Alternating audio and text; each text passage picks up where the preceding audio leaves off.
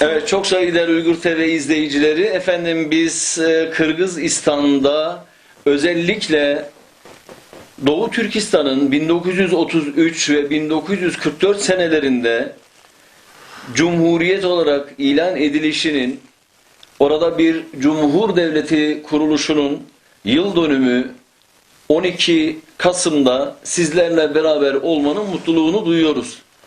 Özellikle de bu 12 Kasım'da istedik ki o 12 Kasım'ı gerçekten gözleriyle yaşayan, kulaklarıyla duyan ve orada olup biteni yaşayan insanları Uygur TV ekranlarından sizlerle tanıştırıp istiyoruz ki o gün yaşananları, o zamanlar yaşananları sizlerle de paylaşabilelim.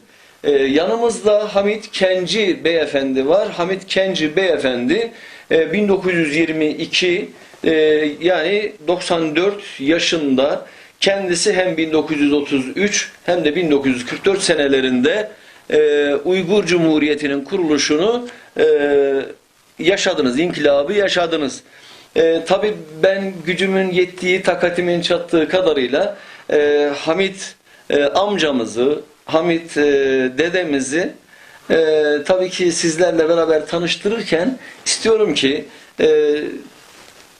olduğu kadar kendisiyle Uygurca sorularımı sorayım ve inşallah o da Uygurca zaten cevaplarını verecek.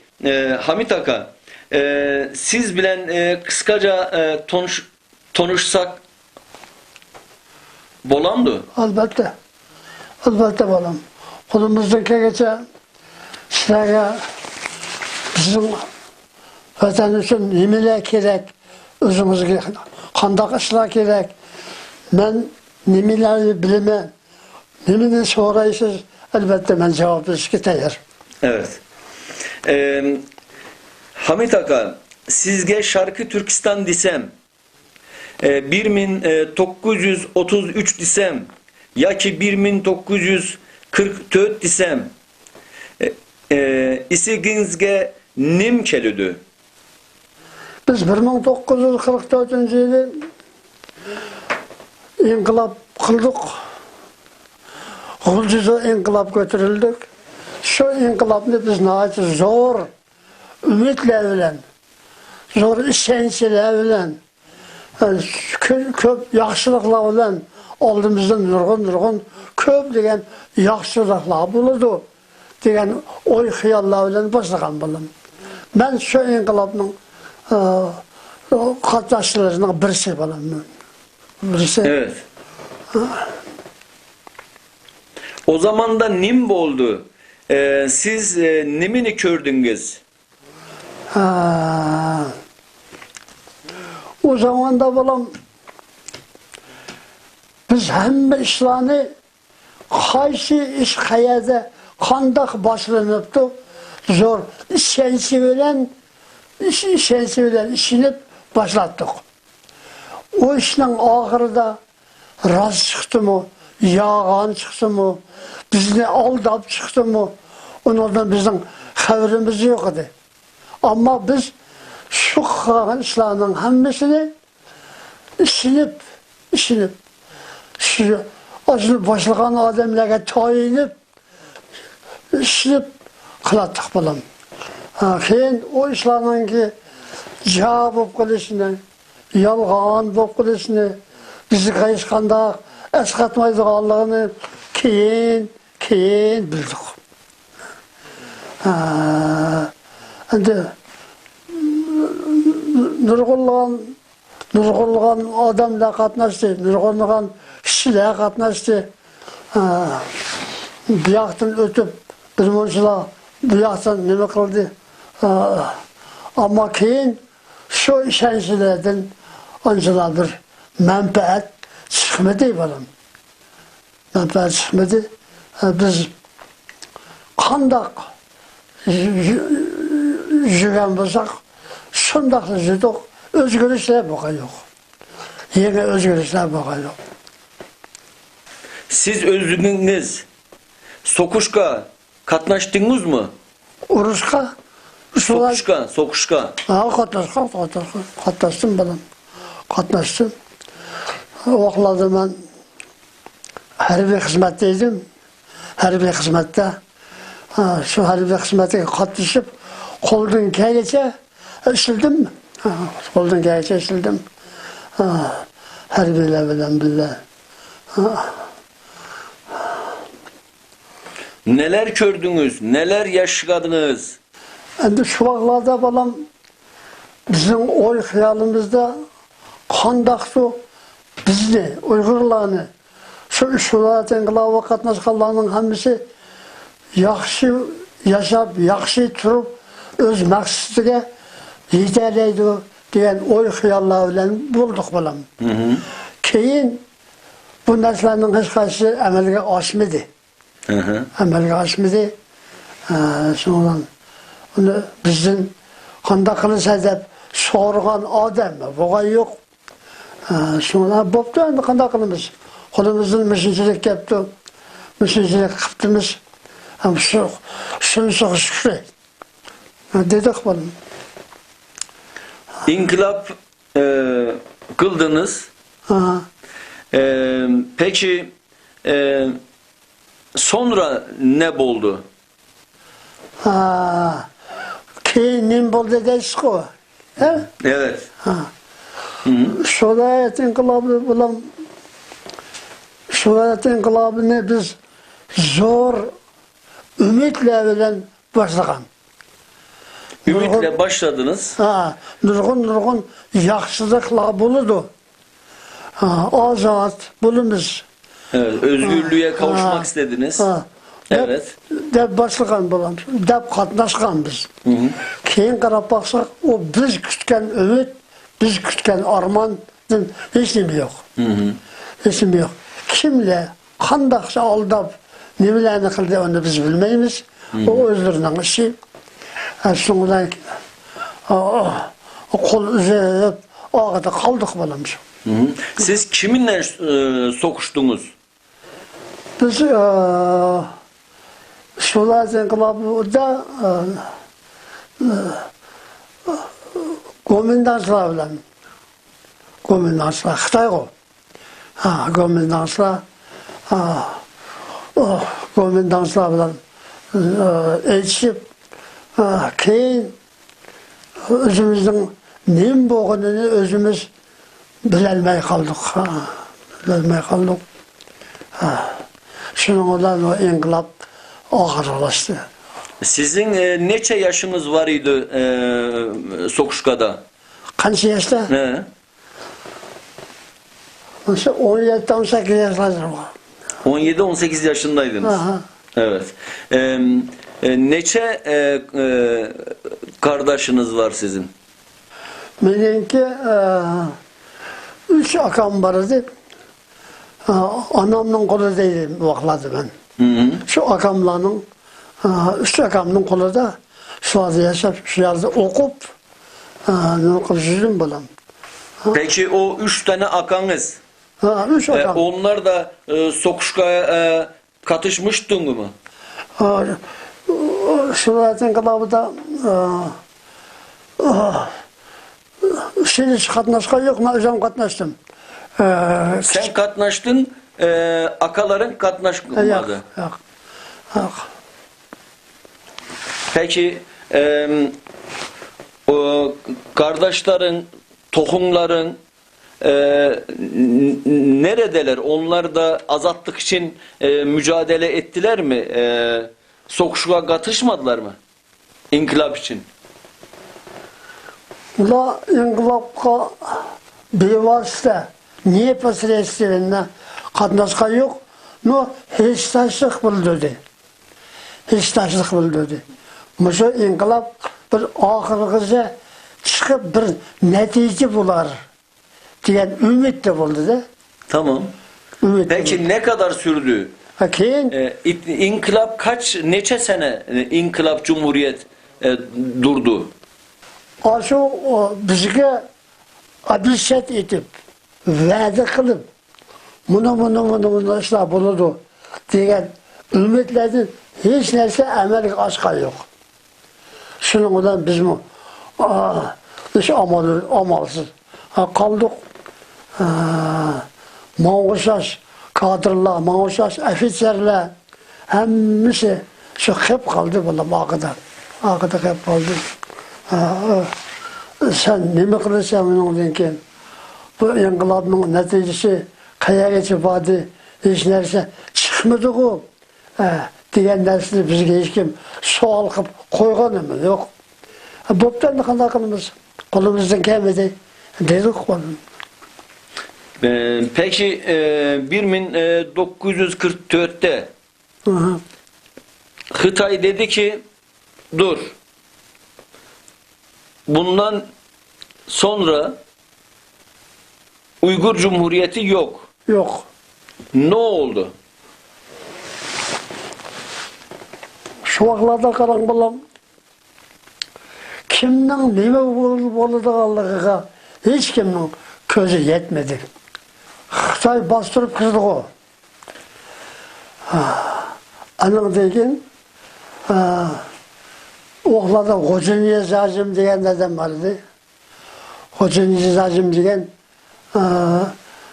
заместитель председателя bu işleyen Şinjan'da. Evet.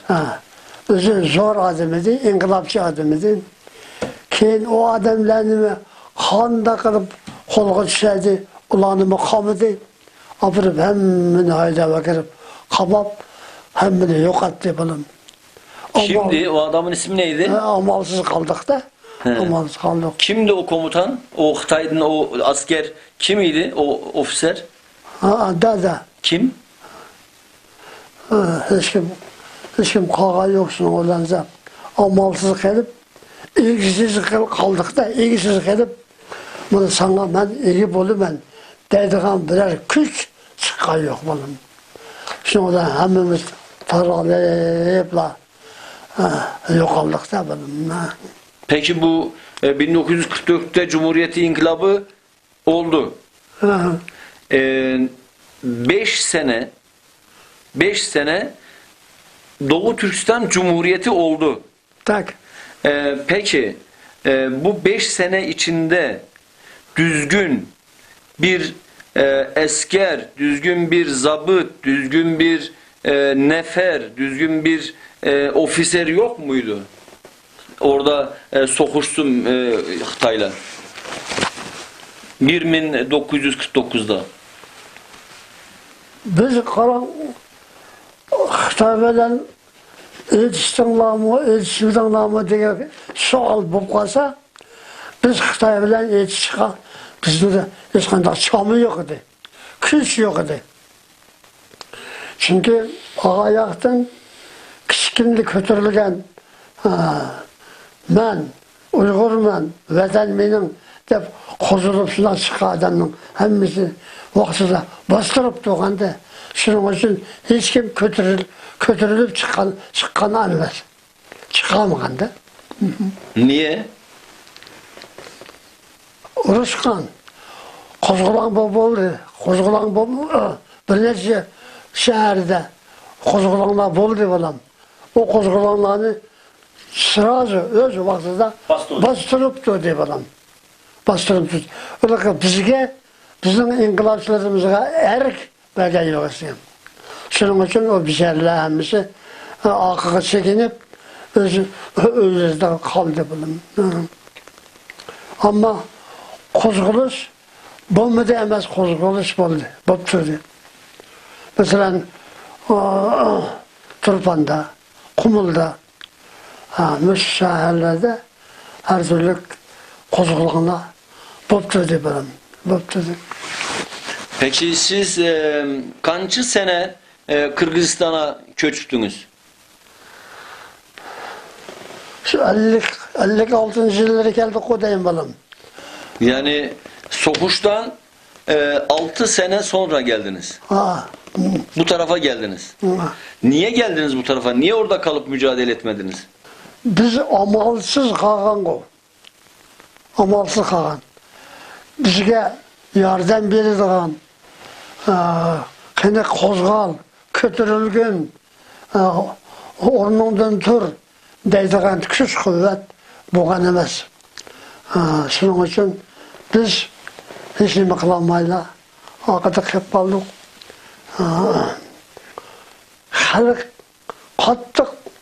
Xalqni qattiq qo'rqitdi bo'lam. Xalqning qo'zg'aliman. Men endi o'sha shaharlarda, hozirgi siz aytayotgan shaharlarda qandaqdir bir ish qilaylik deb o'tirg'i chiqish imkoniyati bo'lmay qoldi xalqda. Xalq qo'rqdi bo'lam. Xalqni qo'rqityapti. Shuning uchun xalqning qo'zg'almay tip-tinish yotgani shu. Huzurda undaq ko'tarilib qarshi bo'lish nimasi bo'lgan emas. Ammo Turpanda, Qumulda, şu Qumulning atrofidagi shaharlarda qarshilik qo'zg'alish bo'lgan. Vaqtlardagi kuchlar ana shu Gomindan tarafda bo'lg'achqa darhol qo'zg'alishlarni bostirib turdi deb bilim. Shuning uchun xalqda qo'rqinish zo'r bo'lgan bo'lim. Onu derhal bastırıp okumadım. Qanchalik vaqt turdi bayroq? Mesela Hoca Nizazim degan bir kişi var idi. Hoca Nizazim degan kişi var idi.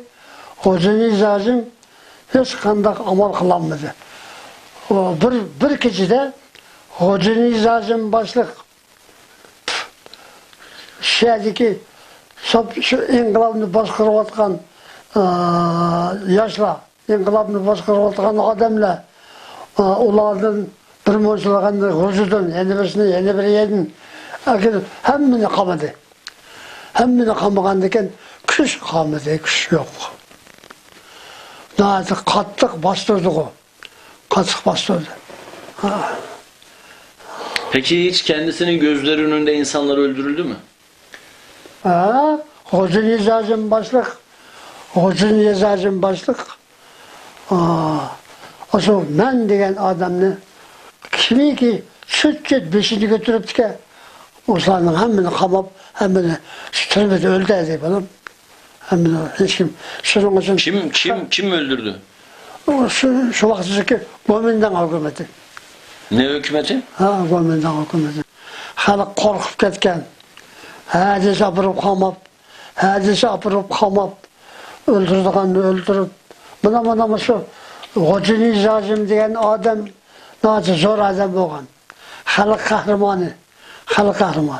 Buni shu adam bir kechada o'zining odamlarini akirib ketib Allohu akbar yo'qotdi.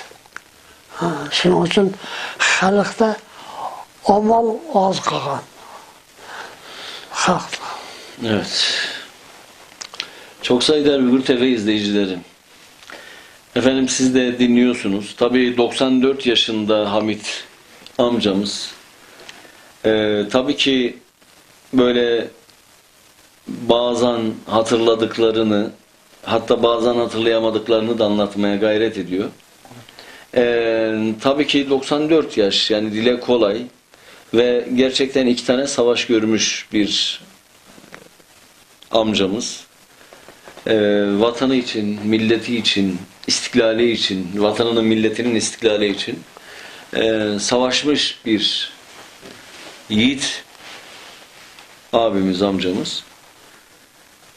Mücadeleyle dolu bir hayat. Daha sonra 1949'dan sonra Çin hükümeti o zaman o bölgeyi Sincan bölgesi diye adlandırıp Doğu Türkistan'ın istiklaline, cumhuriyetine son veriyor. Özel bir bölge güya, özel bir konumla ilan ediliyor. Ve daha sonra Hamit Kenci abimiz ve ailesi orada 6 sene daha kalıyorlar ve 6 sene sonra da bugün ve bugüne kadar yaşadığı Kırgızistan'a, Bişkek şehrine taşınıyorlar. Hamit Kenci Doğu Türkistan'da özgür bir vatanın özlemiyle, istiklali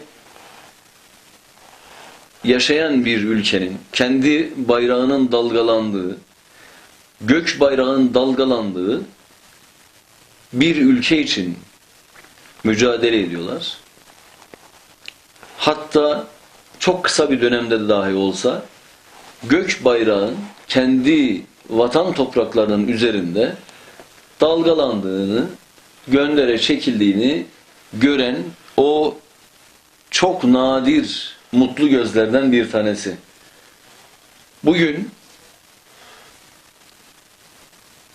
yine Uygur Türklerinin Doğu Türkistan'ın 12 Kasım'da 1933'te 1944'te ilan ettikleri, yaptıkları inkılap sonrası Özgür Doğu Türkistan'ın yine yıl dönümü. Tabi Doğu Türkistan o dönemlerde çok büyük ümitlerle, çok büyük özverilerle savaşarak, çok büyük özverilerle, çok büyük gayretlerle, çok büyük ümitlerle bir istiklal mücadelesi verilmiş. Ama gelin görün ki 5 sene sonra, değil mi? 5 sene, neçe sene? 5 sene. 5 sene inkılap boldu, cumhuriyet boldu. Sonra Hıtay dedi, Sincan olacak burası. Cumhuriyet yok. Düz mü? Halk, benim keyinki bir çelçem balam. Halk kanda kılışını bilmeye kaldı o. Neme kılışını bilmeye kaldı. Kimge işinip, kimge tayinip, kimden yardım sorap, özünün azadlığını, özünün hürlüğünü kanda kılıp kolga keltirisini halk bilmey, uqmay kaldı balam. Kalaymagan bulup gitti. Her kim bolsa özüge tartıp bolmasa halkınki oyda, xiyalda vatan mening. Xoş, bu Uyg'uriston mening. Bu Uyg'uristonda men yashayman. Men turman degan o'y xiyol bor edi. Lekin taraf-tarafdan chiqib bayqindak. Bo'lmagan bir nimalar bilan xalq bechara oldinib shunga hech nima qilolmay qoldi u bilan.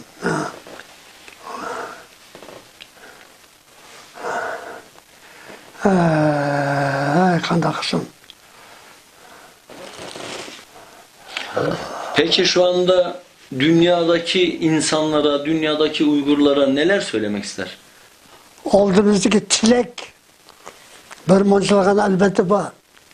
Chunki bizningki o'tmishda nurg'un kutgan umidlarimiz, kutgan armonlarimizning birisi unda qilib yo'lga chiqqan emasda, chiqamidi u. Shu vaqtlardagi Xitoy, shu vaqtlardagi aksil kuchlar chiqamidi. Amal yok, ama çıkaramedi, çıkmadı. Qanday qiladi endi ular shuning uchun. Lekin shu xalq yo'q, bo'ldi. Biz hech nima qilolmaydi ekanmiz deb o'zininki oldidagi armonidan keskini yo'q. Kesmedi. Nima armon bor deysiz? Hazır Uygurlar Şinjan'da, Xitay'ın kulluğu. Bu bizlerle artık bir nersini oylap, artık bir nersini xiyal kılıp, artık bir nersini planlap, kılıç nemesi için bular xeleneydi balam. Xeleneydi çünkü bularning bugün güngacha kutgan armon orzusi hal bo'lgan emasdi.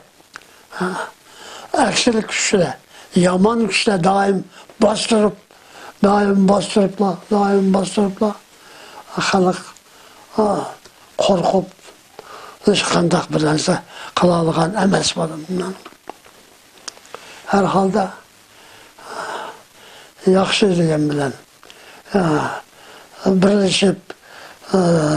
birleşip tuzuk turmuş qilib yashayotdi bolam. Yashayotdi. 1944-yili mana xalqda ozmoz tuyg'u hasrat bo'ldi. Ümit bo'ldi. Biz ozod bo'lib, respublika bo'lib, mustaq yashab o'tadigan o'xshaymiz degan o'y xayol bo'ldi xalqda. Xalq nihoyat umtildi bo'lam. Umtildi. Chunki xalqda shu armon, shu umid bo'lg'achqa xalq ishchilab shuni qildi. Keyin onun işçiliği bir tim bo'ldi bo'lam. Xitoy bosdi, birisi bosdi degandek.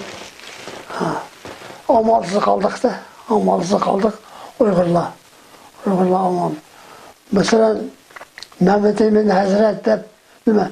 Mehmet Emin deb bir adam bor edi, o'lib ketdi. Men Uyg'urman. Men vatanning egasiman men deb turib o'zi bo'lsa ona mesela öldü. Aslında o zaman adamda boğan, boğuldu bulan. Şunun için bir boğazılıgan sırada eksik güçler ilgirerek gelip eksik güçler güçlü gelerek gelip bulan. Ayazdaki yaxşı kişilərə orun bəğəyi yox bunun. Sonradan umu qaldı. Hər halda balam çıxılıb. Mən Uyğurman. Mən Uyğurman. Mən Uyğurunun balısı mən.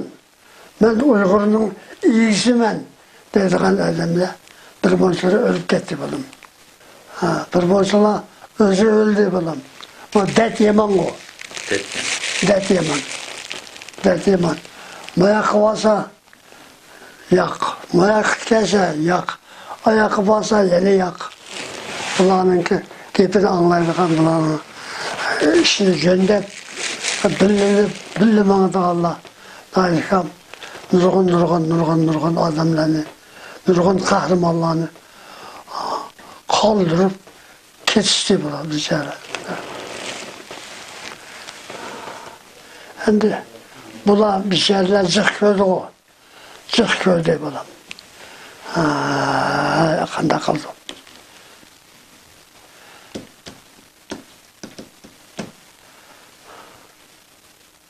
Savaşta kaç yaşındaydı? Küçük idim bana ben. Küçük idim. Ama seyrettim. Uruz çıkanım. Keyinki mesela 46, 47'de Musa yıllarda resmi biz kayadlı olsa, kandaklı olsa vatanımız için elbette biz küres kılalayız. Hep otura çıkanlar köp balam. Yaşadım. Bizde bir muşluğun armanlar var. Babalam. Bir muş armanlar var. Hem de o armanlar öz vaxtıda biçti bulup para olup şükretti bulup. Hiç kimde delemiz yok. Hiç kimde ithamı yok. Şuna olan onu bisildi bulup. Onu bisildi. Demek hazır Uygur'unu sen Uygur gelsen senin müvetinin muadab Uygur tarafıda buluvatkan kuşlarımı badana endi bulam Uygur nâce cık nerselerini cık yaxşı işlerini özünün kelküsüge nurgun işlerini planlap emelge oşuram idi. Şu işlerini emelge oşuruşka yol koymuğan eksil küşle tosalgı olup yol vermedi bulan. Şunun için bizden keyinki Xudoyimiz qilib. Agar yo'l ochilsa, Uyg'urning olsili bo'lsa, kichikini bo'lsa, yo'roqni ko'rganiga nima yetsin bo'lam. Shuning uchun Xudodan tilaydiganimiz oshula qoldi. Oshula qoldi. Rahmat bo'lam. Evet. Efendim ben başlangıçta tabi Hamit amcamızla, Hamit Kenci beyefendiyle yapmış olduğumuz, daha doğrusu yapacağımız söyleşinin heyecanıyla bunun bir Uygur TV ve İstiklal TV ortak yapımı olduğunu program başında söylemeyi bir şekilde unutmuşum. Ama programın sonunda en azından programı kapatırken siz değerli Uygur TV izleyicileri ve İstiklal TV izleyicilerine özellikle 12 Kasım Uygur dünyasının cumhuriyetini ilan ettiği bu tarihte bir ortak yayınla ekranlara geldik. Hem Uygur TV izleyicilerine hem İstiklal TV izleyicilerine kısacası Uygur dünyasına, Doğu Türkistan dünyasına, Türk dünyasına, Türk Müslüman dünyasına ve insanlık dünyasına sevgi, saygı ve selamlarımızı sunuyoruz. Allah'a emanet olun, hoşça kalın. Uygur TV ve İstiklal TV ortak yayınları devam edecek efendim. Bizi izlemeye devam edin. Hoşça kalın.